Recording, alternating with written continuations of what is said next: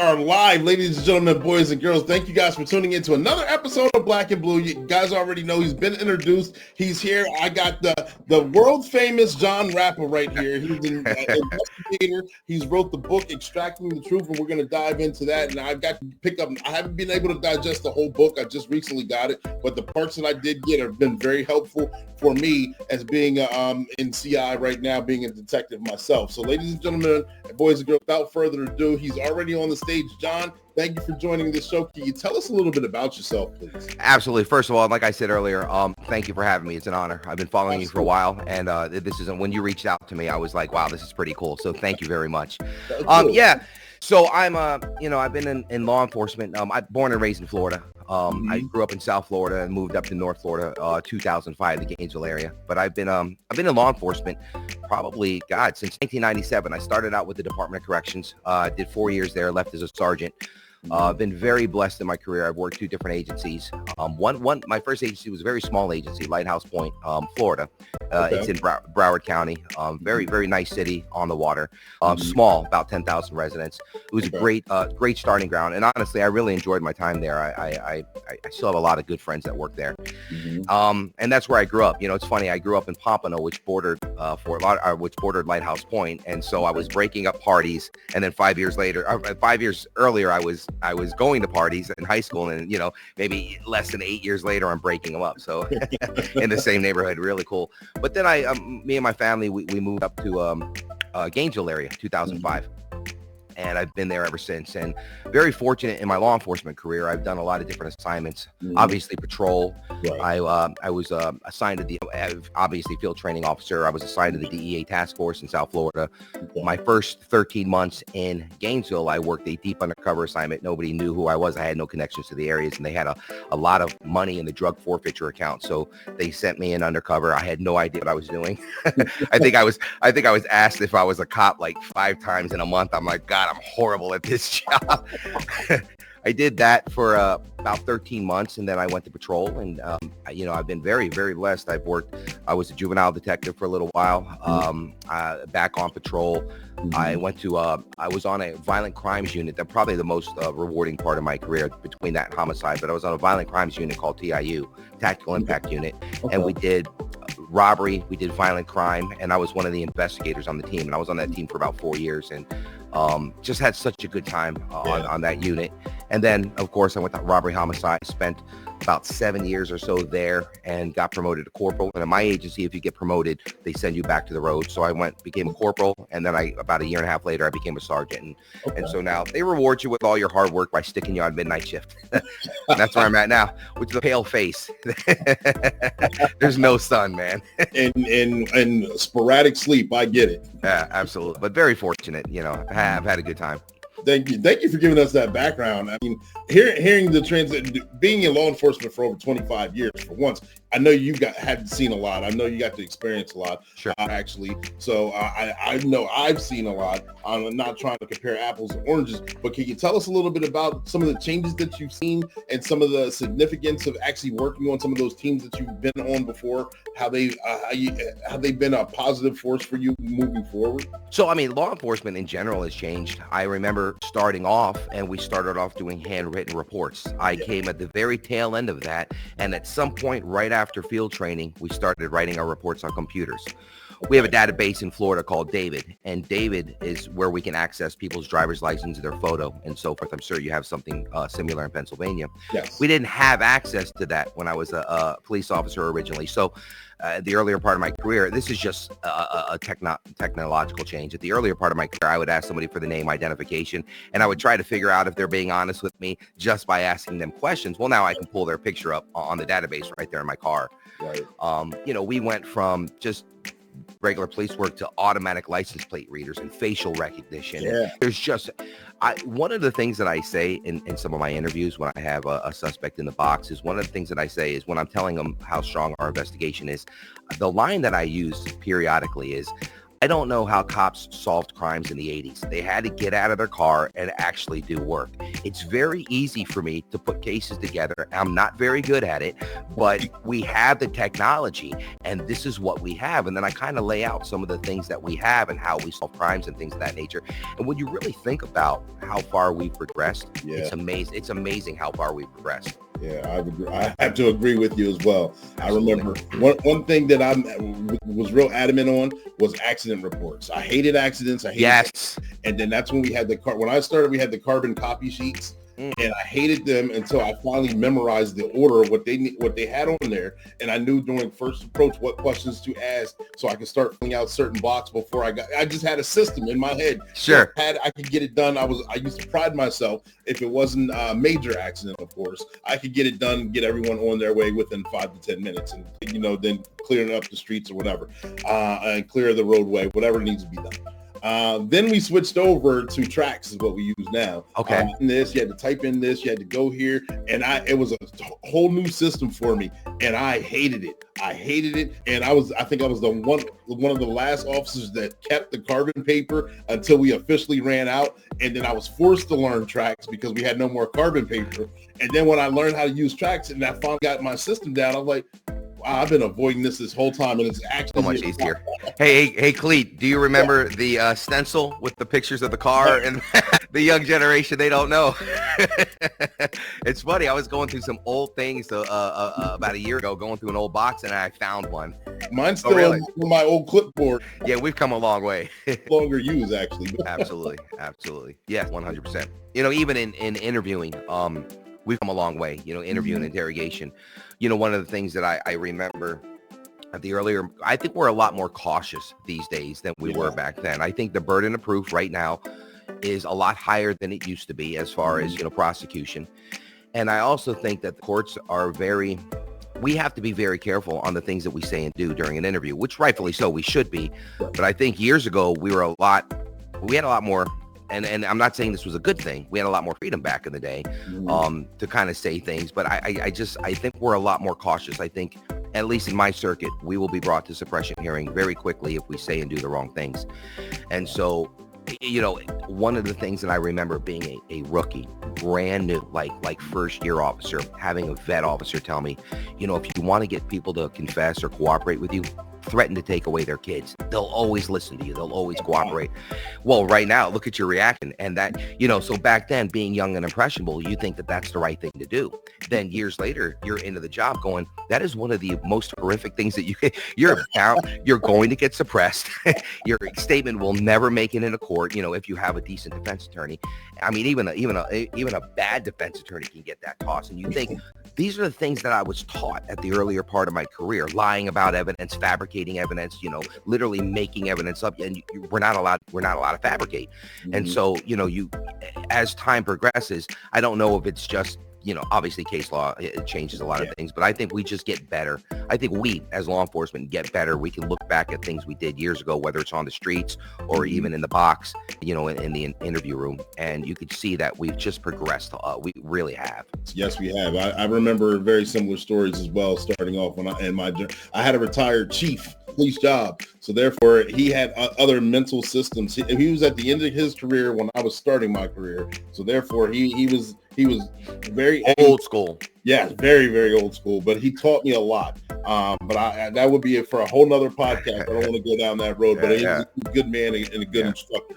But I wanted to talk about is that you actually wrote the book, Extracting the Truth. And this right here, you explain different ways on interviewing and interview techniques that have changed as well. You kind of alluded to that. Can you tell us how you learned some of the techniques, how you apply the techniques, and also how you're able to make it make sense and put it into a book itself? Oh, very good. I worked loss prevention before I got into law enforcement. My ultimate goal was always to be a police officer. Since high school, I've always wanted to be a police officer. And so I started off in loss prevention. I think I was about 21, maybe 2021 when I got into loss prevention. And I did that for several years, catching shoplifters and so forth. Well, at one point I got promoted to what was called key store investigator for a company called Mervyn's. Okay. And I was a supervisor. Part of my job was to interview dishonest employees. So, and then I got accepted to the field manager and training program where I would have several stores underneath me. So when I hit that level, they sent me to training. And one of the first courses that I took, a bunch of our senior investigators went to a Wicklander, WZ. You've heard of Wicklander, Zulowski. They're like Reed. They're the big company. Yes. So they went to a Wicklander course, and they came back and they taught us the Wicklander course. Okay. And I was enamored. I was so impressed. I thought it was the coolest thing. I was really impressed, and I really it was something that I thought to myself, I would love to do this on a regular basis. So when I would do my employee interviews, I got a kick out of it. The stuff that you would learn and how to interview people, how to get them to tell you the truth. Mm-hmm. So that was one of the first classes I took. And then of course I wanted to go make the big bucks. So I left the private sector and went to the State Department of Corrections. Horrible pay, horrible environment, but you lose what you don't use. So I went over there and I started, became a correctional officer. That was my stepping stone to become a cop. But then when I became a cop, 4 years after that, I went to another course. I went to a Reed interview and interrogation class. And then I went to a couple other smaller ones. And then I went to the Reed Advanced. And I've been to a whole bunch of different courses. And so between Reed, between Wicklander, between all the other small courses, I became a detective. I became an investigator in our tactical impact unit. And the one thing that got me to the level where I felt that I was good at it, because I wasn't always good at it. Even years into it, I look back putting my course together, and we'll talk about it. I teach interview and interrogation throughout the country to law enforcement. And I show video of myself. I don't pull video off the internet. If I teach a technique, I want to say, hey, this is me using it. Watch how it works. Right. And I go back, and when I was putting the course together originally, I found old interviews of mine that were absolutely horrible. And I'm like, I can't believe I said that, or I can't believe that's how I interviewed. And look how many times I cut somebody off, and it was just awful. So I think the thing that got me to the level, not only learning, not only reading, because I still read books on it. I'm reading a book right now from Trey Gowdy called It Doesn't Hurt to Ask. And and right now I just got on chapter 3, really good book. I'm always learning on how to interview better. But I think the thing that got me to the level where I felt very comfortable and very confident was when I was on that team I talked about earlier, the Tactical Impact Unit. We had people in the box every single night. So our function was to deal with the violent crimes that happen at night. And if we weren't investigating a robbery or a shooting, we were going out, and this was back when we had street level drug dealers everywhere. We were out dealing with the street crimes. And everybody, whether it was a dime rock, whether it was a nickel bag of weed, or whether it was shooting somebody in the stomach, they all got brought back to the office, and we interviewed everybody because we were trying to gather intelligence. And the operational reps that I got on that team every single night for 4 years, I could look back at interviews that I did at the beginning and interviews I did at the end, and when I transitioned to robbery homicide, and there was such a night and day difference. Wow. And that's what I tell people when at the last part of my class, right before I close, I tell people it's operational reps. You could take all the classes you want, you could read all the books you want, but until you actually put it to practice, you're not going to get good at it. When I first took my class, went to the Department of Corrections and came out, I remember my first interview with the DEA task force. There was my case. They said, go get him. I said, okay. And I looked like such an idiot trying to get this guy to flip and cooperate. And one of the senior detectives stepped in and said, step aside, let me do this. And he had to overtake the interview for me. And I'm like, God, I felt like such an idiot, but I didn't have the reps. Once you get the reps, it's operation reps. Right. So that really helped me kind of perfect to where I felt that I had the technique at least to show other people how to do it. And I'm still learning. My class 5 years ago is different than it is today. I take things out. I add things because you're always learning new things. So that's kind of how I put the class together. And then being able to put it in the book. I used to get told by people when I would teach a class, you should write a book. I'm going to write a book. And I never did. And the one thing that always stood out to me is I'm always pitching other people's books. If I teach something in a class, I tell you exactly where I got it from. This company, this book, and so forth. And so at the end, I would put a bunch of, I'd have a slide full of different books on my slide. And I'd say this book, this book, this book. And one day I realized that if I could get commission for all the books that I'm selling for other people, I would do all right. And then it hit me, why not just put your own book out? Like really, just do your own book and see how that goes. And so and that's kind of how I put all that together. Gotcha. So being an instructor and getting the reps in, you got on the job training for interviewing, and then doing the training itself, going nationally to different locations, putting on trainings. You get the reps in that way to have your own book. So you talk about peeling the onion, building rapport. And I just recently got the book, so I do apologize that I didn't have it read prior to this. But I did go into it and dissect just key portions of it that I'm like, I can use this right now for work. And those are, building rapport is one of them. I mean, we've done it on the street. We know how to do it. We've been police officers for a long time. You know, you kind of read the scene and you want to see who I can build rapport with, build rapport that'll last a lifetime or a career. So you know, not just for that moment, but you can go back to that person. But hey, we've had a good relationship. You remember that one time I helped you out here? Yes. So therefore, how do you utilize that in an interview?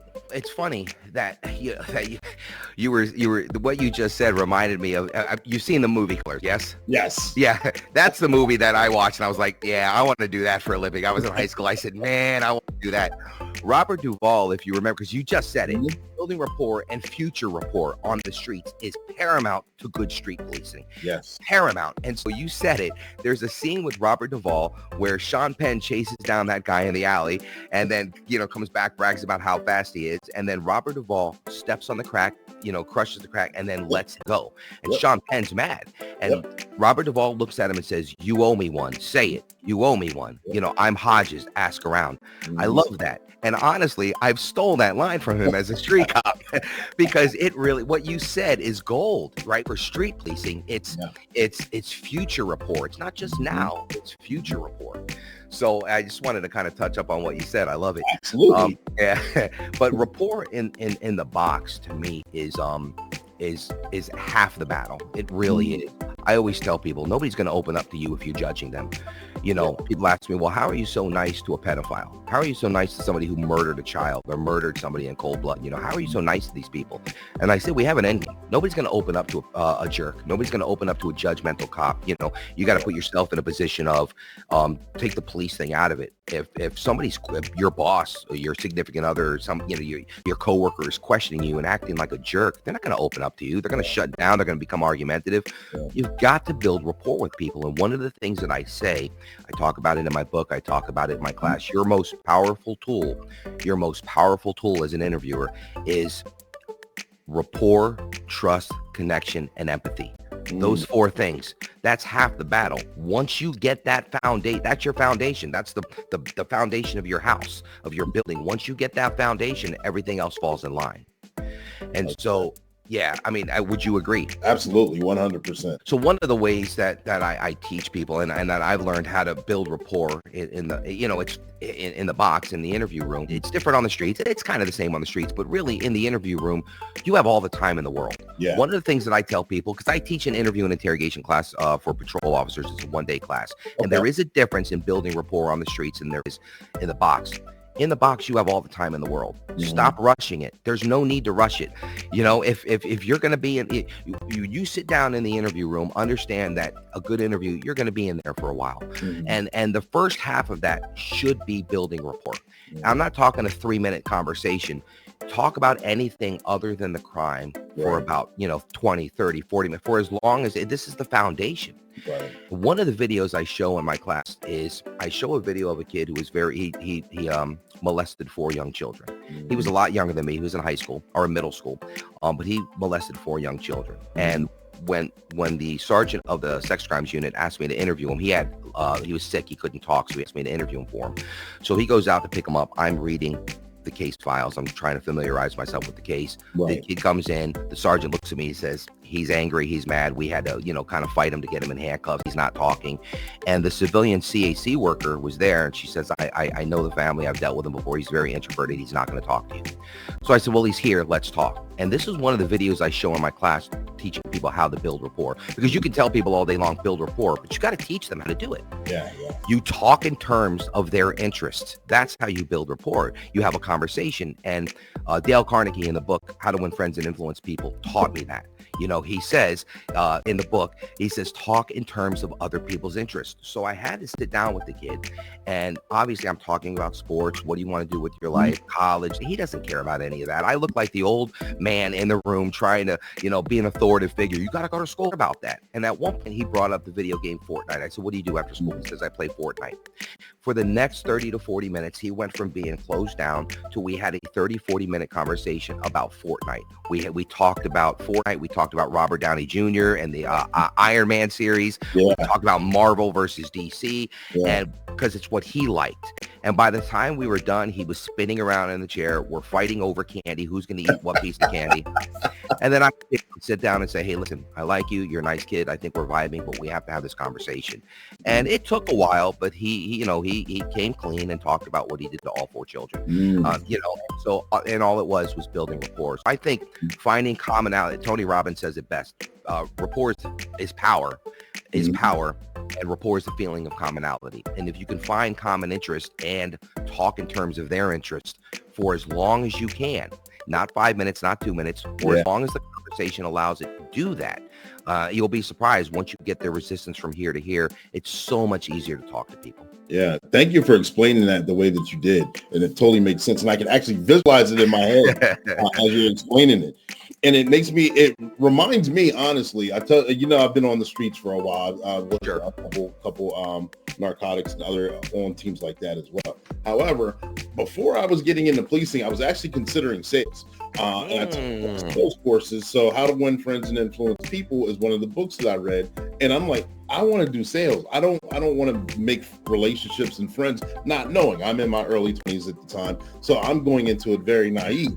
And understanding, again, rapport building is basically building the foundation for a friendship that you're looking for, immediate friendship or long-lasting friendship, something in the middle. However, people aren't going to talk to you or buy from you or be able to sell to if they don't trust you. Absolutely. If they don't trust you and they and you're not going against your word. So therefore, I didn't know how much at that time related to law enforcement until, again, like I was talking about my first FTO, you might as well call him. He really wasn't. But when I worked for a smaller department, the retired chief, he would always talk about building rapport, and that he says, I'm nothing but a used car salesman.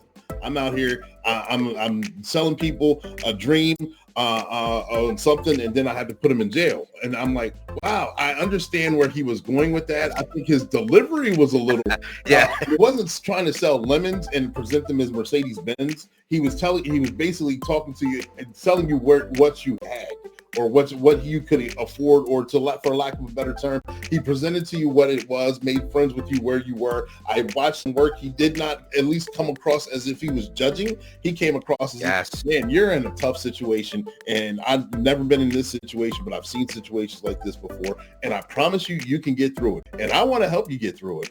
There's certain steps I have to do because I have a job to do, but if I can help you through this process, I will. And I remember him doing that and working through the call itself, and the call would just open up and be like, wow, it's like a masterpiece. He's working it. I'm sitting here, all thumbs and not knowing what to do because I'm ready to just go in and wreck shop. Of course. It's so good. And, it's funny that you said that, because I mentioned a little bit in my book, and in my class, I talk about it a lot. There is not much of a difference between the sales presentation and our presentation, right? They're selling, and I always, I word it a little different than your chief. I say, they're selling paradise. They're selling cars, houses. They're selling products that everybody wants, that nobody wants. It's called accountability. Yeah. And nobody wants that product, and that's what we're selling to people. But some of the ways that we get to that end product, the end game, the sale, whether it's their sale in the sales industry or our admissions of the truth and closing a case, it's the same path, right? So it's just crazy. And it all starts rapport, trust, connection, rapport, and empathy. And then when I got to the chapter where you're talking about the Wolf on Wall Street, Jordan Belfort, and I remember that movie as well, as you were explaining it in the book, the scene where they're having lunch, and he says, sell me this pen. And I'm like, wow, the supply and demand as well. I mean, you got creating the need. And I kind of wanted to dig into that as well to see what your thoughts and understanding was on that topic as well. So again, it's so relatable to the sales industry and the Wolf of Wall Street, for your viewers, if they're not familiar. Jordan Belfort and his guys are sitting at the diner, and one guy says, I can sell ice to an Eskimo. And the other guy says, go ahead, hotshot, show me. And he backs down. He's let me eat my burger first, or something to that effect. And then John Barenthal, who plays the Punisher, and he played in that HBO special where he was the cop, the Baltimore 7, phenomenal actor. He has a podcast called The Real Ones. He says, I'll do it. So he takes the pen, and he doesn't sell the features of the pen. He doesn't hold the pen up and say, well, look how nice it writes, and it's a beautiful color, and when you write, it's so smooth, and look at the design. He doesn't do any of that. He doesn't sell the features. He sells the need for the pen. He says, I'll give you $1 million if you write your name down. The guy says, I can't. I don't have a pen. He says, exactly, supply and demand. He needs that pen. That's exactly what it is. So you take that into the realm of interviewing, find their need. Everybody has a need. There's a root to the reason why most people do what they do. If you're talking about somebody who's burglarizing cars or committing robberies because they're addicted to drugs, their need is to feed that addiction. It's not because generally, listen, we all know that just because you're a criminal doesn't really mean you're automatically a bad person. There are bad people out there that are criminals, but there are good people that really, truly do have a hard time in life and make mistakes. And so find their need. Their need is the need for rehabilitation, or the need just to feed their addiction, and they wouldn't have done it otherwise. You found their need. If we're talking about a domestic violence situation where one of the spouses feels disrespected by the other spouse, maybe their need is the need to feel respected, right? Everybody has a need. Everybody has a want. Everybody has a root, is what we call it. And in the Wolf of Wall Street, the root was, I need that $1 million, but I don't have a pen. For what we're doing, we have to find the need. How do you find the need? You have a conversation about anything other than the crime for as long as it takes. It's a rapport building phase. Right. So not only are you building rapport, but you're also learning about that person. And if you're doing it correctly, you're learning what their need is.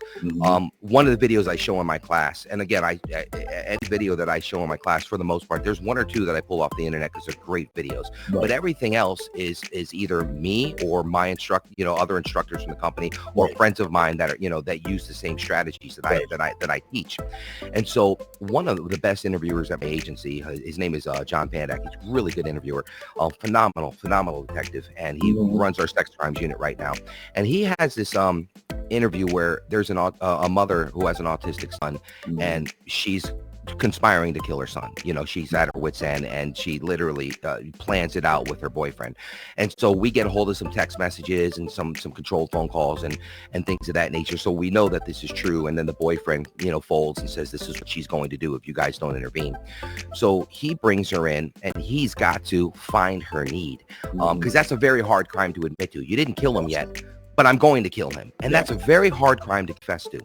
And so he does a phenomenal job. He sits down, and what I do in my class is I just play portions of the interview, and then I pause it. And the interview, remember, it's just the fact-finding mission. It's non-confrontational. We're just having a conversation, and I'm learning about you, and I'm learning about what's going on, right? We're not accusing anybody of a crime. It's just non-confrontational. And so after the interview, I press pause. I go around the room. I go, what is her need? She's got a need. What is it? And they automatically, all of them raise their hand and say, she needs help. I said, okay, now come up with a strategy to get her to open up to you and tell you the truth based off of her need. And 99 times out of 100, based off the lessons that we went over and the way I explained it to them, they all come up with really good strategies to get them to, get her to open up. And he does a phenomenal job. We press play, and you see how he sits down, focuses on her needs, repeats her words back to her, some of the things that she said, and she ends up confessing to wanting to go to the park with kid. Afterwards, she was supposed to suffocate him to death. So it's, absolutely. What did he do? He found the need. Everybody has a need, and if you can find that need, you can get most people to open up to most things. Wow. Not everybody, you've been a detective for long. Not everybody speaks. Right? Not everybody's going to talk to you. Some people, you can have a video of them, holding a sign with their name on it. I did it, and then when you show them in the box, they're like, yeah, I didn't do it. That's not me. That's AI. Yeah, right. Yeah, absolutely. Yeah, of course. So that's kind of the lesson of finding the need, and I think to me that is one of between building rapport and finding somebody's need. Those are two of the foundations of getting people to open up to you and saying, hey, yeah, okay, I did the crime. Gotcha. I appreciate that. The way you speak and the way that you talk and the way that you explain things is very entertaining as well. Thank you. I can see it in my mind's eye as you're explaining it, and it's not only is it helping me, I know it's helping the viewers as well that have interest, because you could take this well outside of law. Well outside. Conversations on for again, like in sales or anything else, in any kind of business. But again, like I just said, it's entertaining because why is it so important to tell the story, or during interview have a story to tell as well? But when I got to that portion of the book, in your book, Extracting the Truth and explaining telling the story or having a story to tell, I was like, wow, I never thought about that. Podcasting, yes, and I'm not actually I've never thought about assimilating the two from podcasting to interviewing while working, but I'm like, wow, that was just like an aha moment for me. Yeah. So we're talking about storytelling, right? Because I do have a chapter on storytelling. Yes. And it's funny, my son-in-law he was in the sales industry for years, and I'd sit down and talk about my strategies with him, and he would talk about his strategies with me. And that's when I realized how close we were. I mentioned him in my book as well. That's how I realized how close we were. But he taught me something that, and I've done it before. I just didn't know how powerful it was. And then after he taught it to me, I perfected it. I said, you know what? This is a powerful strategy, and it's storytelling. And he tells me a story about how he had a person who was going to buy a house, could afford it, no problems, but was just very reluctant on buying the house. And he had to sit back and kind of drive the person on the golf cart to the house, tell a story about what it's going to look like when it's done, and so forth, and really paint that picture. And I thought about it, and I said, that's a great way to deliver your strategies in the interrogation room. And I'll give you an example. Let me just start off by saying, when he taught this, I did some research, and one thing that I learned was that, and this is gonna be my word salad. I always mess this up, but I'm sure you'll get the gist of it. One thing that I learned was that the same part of the part of the brain that's activated from telling a story or hearing a story is the same part of the brain that is activated as if you're experiencing that event in real life. It's the same part of the brain, and so that's why. Think about this. That's why when you're watching a movie, some people watch like an emotional movie, and some people, not me, of course, but other people cry. Of course, not me. Other people might you either, right? Yeah, of course not. We don't do that. And then I can't cry because my daughter will make fun of me. She's ruthless. Sometimes I might tear up a little bit, and she's like, "Are you crying, Dad?" No, I'm not crying. She's great. But in any event, that's why we know they're fake. We know it's an actor. We know it's somebody getting paid lots of money to make believe and tell a story, but we get emotional. It's the same thing when we watch a suspense, a thriller, or a scary movie. We do the jump scares. We know it's fake, but the same part of the brain is activated. So think about that when you're trying to either convince somebody this is the right thing to do, is tell me what you did, or even building rapport. I'll give you an example, and I talk about this in my book, and I show a portion of this video in my class as well. I think I talk about this in my book. I'm almost positive I do. There was a building rapport. The guy, his name was Obadiah Dillard. He's in prison for a very long time right now. Obadiah Dillard was very violent guy, and I've known him for many, many years out on the streets. Well, you said earlier, you treat people good on the streets. Years later, they respect you. He actually requested. It was ironic because it was my case, but he requested me when he got arrested. He goes, "I'll only speak to Rappa," which was like a godsend. I'm like, all right, well, I needed to speak to him anyway. And he was robbing banks, multiple banks. He was doing multiple bank robberies and robbing drugstores as well. So he's on a tear. He got out of prison, and he was just every other day he was robbing something. So we finally identified him as a suspect, but we were getting ready to sit up on some of the stores and the banks and at his sister's house. Well, he committed a crime in a different part of the city, so we weren't ready. But what was crazy is he ran directly into there was a bunch of SROs training at a high school, and he ran in their direction. So they ended up catching him. Plenty of SROs to catch him. I think God looked at it and said, all right, enough's enough.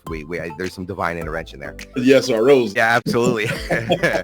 So he comes down, and I've got to build rapport with him. Now I've known him for a while, so I could use some of that to my advantage. But I decided to tell him a story. And, as I'm talking to him, he told me that, during my conversation, you talk about anything other than the crime for as long as they'll allow it, right? Don't talk about the crime right away. And so we were talking, and I learned that he had just got released from prison. He didn't have much money, and he needed his medication. He was addicted to street meds, absolutely. But he was also, I think it all stemmed from his the psych meds that they gave him, and he was at a state hospital. Gotcha. So and prison. So I think it all stemmed from that. So as we were talking, I told him a story, and I said, Obadiah, you remind me a lot of my brother. And then I told him a true story about my brother who had some substance abuse issues as well. And I told him a story about it, and obviously his story kind of matched that story, and intertwined. And as I'm telling him the story, at one point he stops me. I'm trying to build rapport with him. People like themselves, commonality. I'm telling a story to get to that commonality. And at some point he stops me and he goes, I know what you're saying, Rappa. It's going to be okay. And I thought to myself, I said, wow, we just hit rapport. He's comforting me and using my name. We built rapport. So that's just one example of building rapport, and I tell people, we all have true stories. Tell the true story because we all have a story that relates to this person in one way or another. You know what I mean? So whether it's building rapport or persuading them to tell you the truth, or selling a house or a car, storytelling is the most powerful tool one of the most powerful tools you have out there. Yeah, I love when I read that. And listening to explain it and understanding it too. I've been doing podcasts for many years now, and the most comments I get back are the ones on the stories and the explanations of the stories. Yes, I can see that. Oh, I know someone who did something similar. Oh, I can't wait to have those stories. Oh, this is the exciting life. Things like that. Go through, the explanations on leadership, and then breaking it down, ABC 8.1, 0.2, 0.3. I'll get a few. A couple people who actually want to take the course or the class or learn more are the ones who actually absorb it. But the story, everyone absorbs the stories, and they love to hear it. And when I saw it in the book, it aha. And for me, I'm like, why did I not think of that before? It makes so much sense. And I'm glad you put it in there. And I'm glad that I got the opportunity to see it, and also for you to hear you explain it. Thank you. Appreciate it. And listen, the one other thing that I tell people all the time is, listen, cops, we may never be rich, but at the end of our career, we got a lot of stories. Couple of cops now that are out there doing a good job. Some of them come back and they say, hey, you remember when you were FTOing me and this happened? I'm like, no, I don't. I'm sorry. I really don't. I remember this, and this, and they come back and they tell me something different. And I'm like, man, I wish I would. Those are good memories. I don't remember them all, but then hearing them retold, I was like, I can see myself in that situation doing that. And it's funny to hear again. Absolutely. Yeah, man. I appreciate you, Jon, for coming on the show. I appreciate you with your courses, your book, Extracting the Truth. And I'm not trying to fully rush you out the door or anything like that. Sure. Conversation. I've enjoyed talking to you. And I may have forgot to ask a question, or I may have jogged your memory on something that you would like to share with us right now. Is there anything else that you want to put out there to the world and share with us right now? The floor is yours. No, I'm just, like I said, I'm very, very honored to be here. I do appreciate you inviting me on. If I can, I'll plug the book a little bit. It is available on Amazon. It's Extracting the Truth. I wrote it. I just wrote my second edition. I think if you just ordered the book, Lee, you got the second edition. Yes, it should be. Yeah, the second edition. Yeah. Yes. Okay, good. Yes. So I just did the second edition. I focus, the first half of the book focuses on interviewing, which is all non-confrontational. And we're talking about how, and again, you said it earlier, you can use a lot of those strategies in every single day life in podcasting, and I'll say this. One of the things that I do in my classes, I put up a picture of podcasters, famous podcasters. I put up Joe Rogan, Theo Vaughn, Jordan Peterson, a whole bunch of others, Oprah Winfrey. And Oprah Winfrey's a talk show host, but she's the GOAT at something. Right. She is the GOAT at empathy. She is the GOAT at rapport. She is the GOAT at removing barriers, right? She really is. She can get, Joe Rogan to me is one of my tops. He's my favorite. He can talk to anybody about anything, right? And there's so many great podcasters out there. But they have the same job that we have, right? As interviewers, their job is to interview people and talk to them and learn about whatever they're plugging. Our job is to interview people and talk to them and learn about the crime that they committed, or the crime that they experienced as a victim, or the crime that they witnessed as a witness. It's the same job. So a lot of what they do and what we do are identical. So the first half of the book can relate to sales, can relate to podcasting, it can relate to anybody if you just think about communication. That's all it is, whether it's peeling the onion, whether it's using the funnel method of conversation where you ask open-ended questions, you let them talk, you let them ramble, you don't interrupt, you probe when that's done, you go back and probe when they're finished, of course, and then you get more specific and more direct, right? There's all kinds of things that I think it's sales, right? It's not just law enforcement, it's life, it's every day, it's negotiations, it's sales, it's all that stuff. And of course, the second half of the book is how to get people to open up to you and tell you the truth, different strategies that we use. So it's available on Amazon, it's on Kindle, and hopefully within the next 2 months I'm trying to get an audiobook together as well. So that's in the near future. And then again, also if you're interested in any training, we travel the country. I work with a company called Advanced Police Concepts. They teach all kinds of courses, leadership, investigative courses, and things of that nature. And I'm very blessed to work for them as well. My wife works for the company as well. She runs the whole administrative side of it. Nice. So I'm very, very fortunate to be part of that team. And so we teach all over the country, Advanced Police Concepts, or you can visit my website at extractingthetruth.com. Gotcha. And see where we're coming next, or bring us to your area. I think before we went on, I found out that I taught in your area a few months ago. So maybe the next time we're up, we'll hook up. Maybe have a couple of your guys come to the class. Maybe you come to the class. I'll throw you in a ticket for free, Clee. I appreciate you're free, that. baby. You're free. Yeah, we were going to work that to the point where we got to find a way to get you back up here, definitely. So I appreciate not only the ticket, but also to come up here and actually sit through a training in a class itself. I know I would deeply enjoy it and look forward to it. So your ticket's on me. Absolutely. A couple seats when you come up back up, so we definitely gotta work that out. Okay, yeah, absolutely. You know how to find me. Yep. John, thank you for coming on the show. I appreciate you. Thank you. Very engaging, very entertaining, very educational. This is very much needed.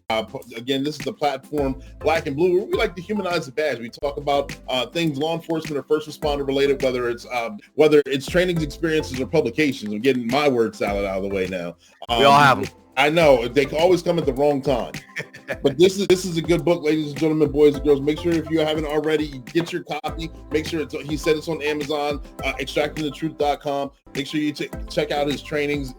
Follow him on. I think you're predominantly LinkedIn. That's what. And I'm glad you brought that up. I'm also I have a TikTok. It's called The Law Maniac. I have a YouTube channel called The Law Maniac. And then of course we're on LinkedIn as Jon Rappa. So, yep, absolutely. That out. Thank you again for coming on. Ladies and gentlemen, boys and girls, we'll talk to you soon. You guys have a good night. We'll talk to you. Bye. Thank you.